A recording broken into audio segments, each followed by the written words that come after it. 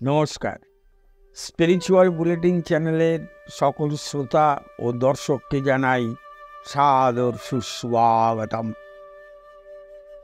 আমরা একটা জিনিস লক্ষ্য করছি, বহু সদস্য ও শ্রোতা আমাদের ফর্ম ফিল আপ করছেন এবং নানান ধরনের আধ্যাত্মিক প্রশ্ন পাঠাচ্ছেন এবং প্রশ্নগুলো খুবই সুন্দর। এগুলো জানার দরকার, এর উত্তরগুলো জানার দরকার।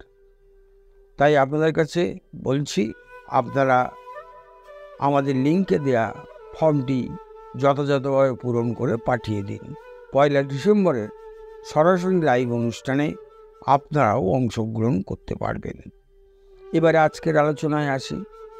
আজকের আলোচনা আমরা করব দিবায়নের পাঠানো একটি প্রশ্নের উত্তর দিয়ে। দেবায়ন লিখছেন, দীক্ষা না হলে, দীক্ষা মন্ত্র ছাড়া অন্য কোন মন্ত্র জপ করলে তাড়াতাড়ি ফল পাওয়া যাবে?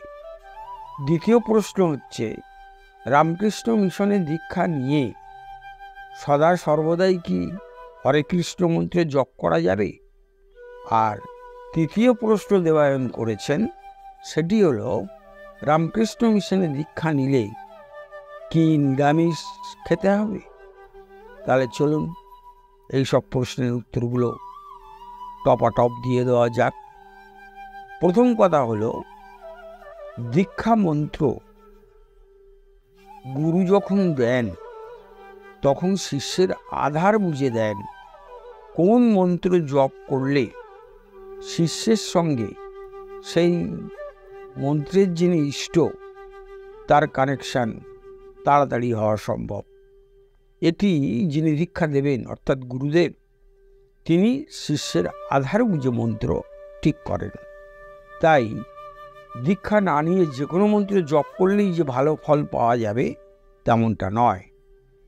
দ্বিতীয় প্রশ্নের উত্তরে বলি, রামকৃষ্ণ মিশন থেকে দীক্ষা নিয়ে সরাসরি সব সময় হরে কৃষ্ণ মন্ত্র জপ করা যাবে কি না? প্রথমেই জেনে রাখা ভালো, সেটি হলো, রামকৃষ্ণ মঠ মিশনে দু ধরনের মন্ত্র দেওয়া হয় সাধারণত। একটি হচ্ছে শ্রীরামকৃষ্ণের নামে, আরেকটি হচ্ছে মা শারদার নামে। এই ইষ্টকে নির্বাচিত করে সেই রকম মন্ত্র দেওয়া হয় এবং শিষ্যদেরকে বলা হয় সেই মন্ত্র জপ করতে। হরে কৃষ্ণ মন্ত্র রামকৃষ্ণ মিশন থেকে দেওয়া হয় না। কিন্তু রামকৃষ্ণ মিশন যে মন্ত্র দেবেন দীক্ষার সময়, সেই মন্ত্রের পাশাপাশি এই যে মহামন্ত্র হরে কৃষ্ণ কৃষ্ণ কৃষ্ণ হরে হরে, হরে রাম রাম রাম হরে হরে, এই মন্ত্র আপনি ইচ্ছা করলেই জপ করতে পারেন। তবে রামকৃষ্ণ মিশন থেকে দীক্ষা নেওয়ার পর ইষ্টমন্ত্র কিন্তু জপ করতেই হবে, সেক্ষেত্রে কোনো ছাড় নেই। ইষ্টমন্ত্র জপ করার পাশাপাশি আপনি হরে কৃষ্ণ মন্ত্রও জপ করতে পারেন। তৃতীয় প্রশ্নের উত্তরে বলি, রামকৃষ্ণ মিশন থেকে দীক্ষা নেওয়ার পর কি নিরামিষ খেতে হবে?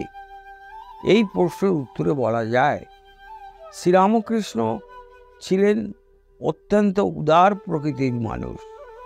তাই তার পথে, তার ধর্ম মতে আমিষ নিরামিষের কোনো বাদ বিচার নেই। রামকৃষ্ণ মঠ মিশন থেকে দীক্ষা নেওয়ার পর আপনার যদি মনে হয় আপনি নিরামিষ খাবেন, ভালো কথা, আপনি নিরামিষ খেতে পারেন। আবার যদি মনে হয় যে না, আপনি আমিষই গ্রহণ করবেন খাদ্য, সেক্ষেত্রে আপনি আমিষ খেতেও পারেন।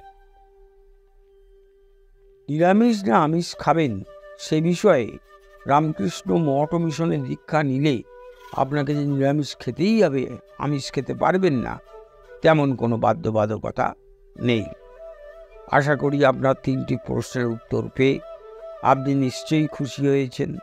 ভবিষ্যতে আরও প্রশ্ন পাঠাবেন।